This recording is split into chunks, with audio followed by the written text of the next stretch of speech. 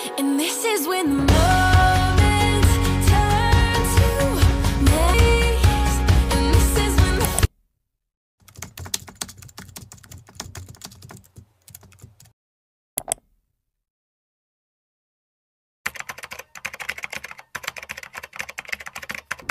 Good morning guys, this is Ronnie once again and welcome back to my channel. Well, today is a Wednesday.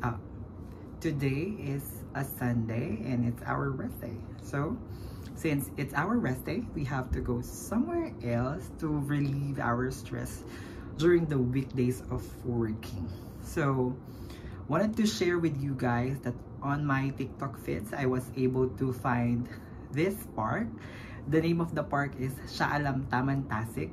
It's a bit far here in KL, but what's interesting on that park is that the activities are exciting. So it's quite new. They offer paddling, they offer kayaking. What else? So it's a park you can do jogging, picnic, of course. And what I like the most is the zip line. I was able to try zipline back in the Philippines, but here in Malaysia I haven't tried one.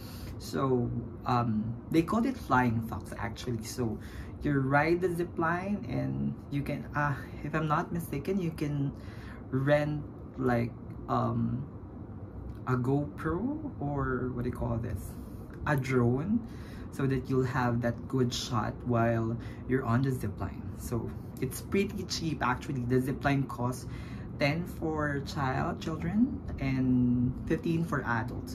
For the rental of the equipment like the GoPro and the drone, I haven't checked it yet, but I'll share it with you later. So join me guys for this Sunday rest day thing.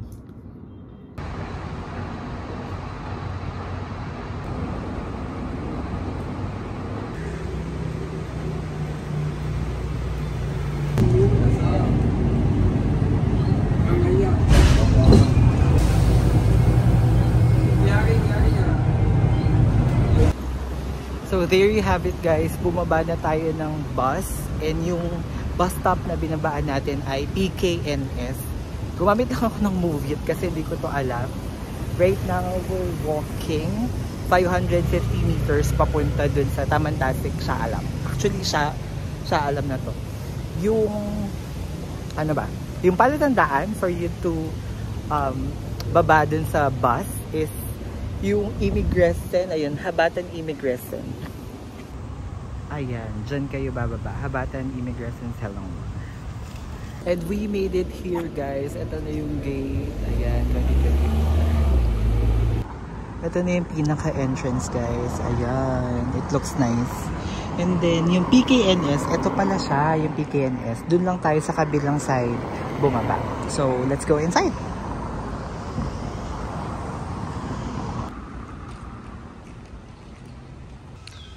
This is the map guys. Look at how big it is. May mga lakes. May West Lake, Center Lake, and East Lake. And ayan, napakalaki niya guys. Right now, it's Sunday, but it doesn't look like it because ang konti ng tao. Very peaceful. Look at that. Look at the place. It's nice.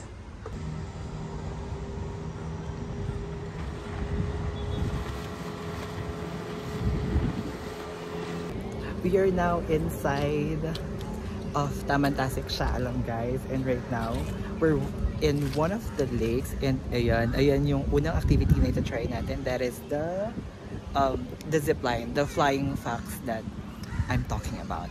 And then I'm seeing people na they're doing boating, and then meron na rin yung kayaking. I'm not sure if I'm gonna try that, but let's see. So we are now at the jump off point ng zipline or the Flying Fox. They're now, or people are now lining up for their turn.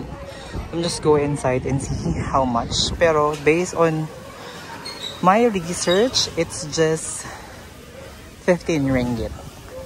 Ito yung registration, then let's see how. So this is the price list guys. You have 10, 20, 30. May difference if you're local and if you're foreigner. And then ito yung drone rental. It's 30 ringgit. And this is the schedule. 9 a.m. to 6:30 p.m.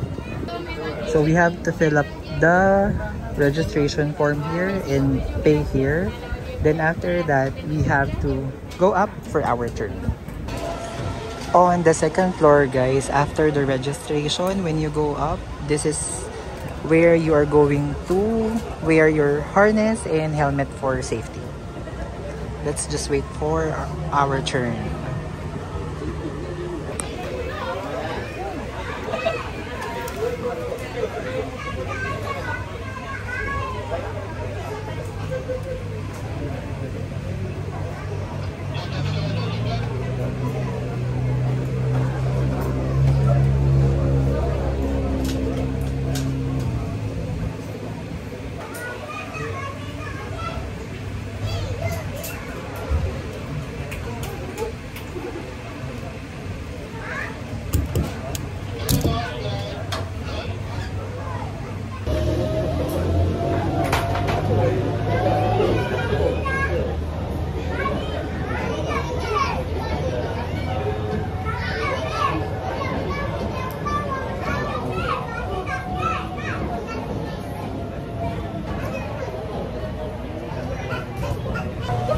We are now on our way up, guys. Malapit enter natin. Ito yan. I think it's 4 or 5 level paakyat. And ayan. Medyo mataas na tayo sa baba. Ayan.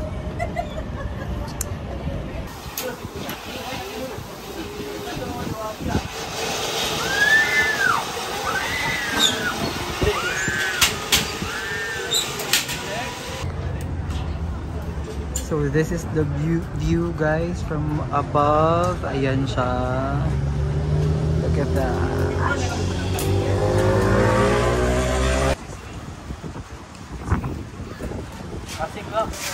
Woo!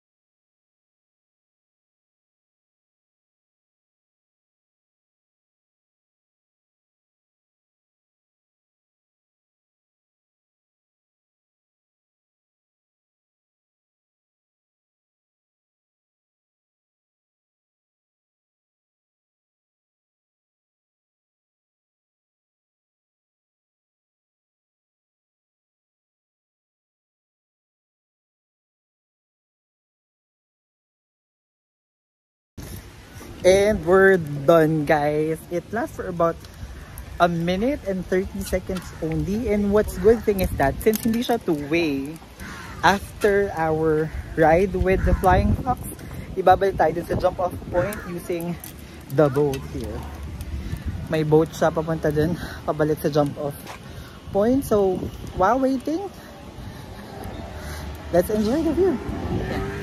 Ayan yung boat na magbabalik natin dun sa jump-off point. So, let's just wait.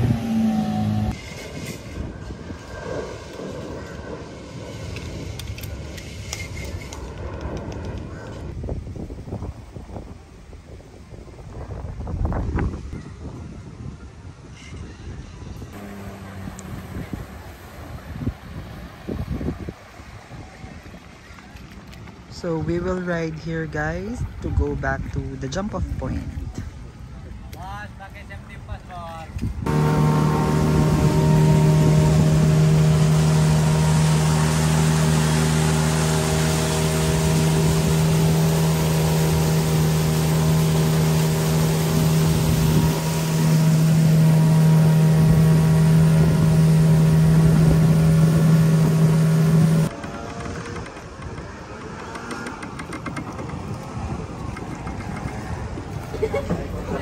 So after your session with the Flying Fox, this is where you're gonna get your drone shot. Then you have to pay for it. Pag hindi mo gusto, it's okay not to get it.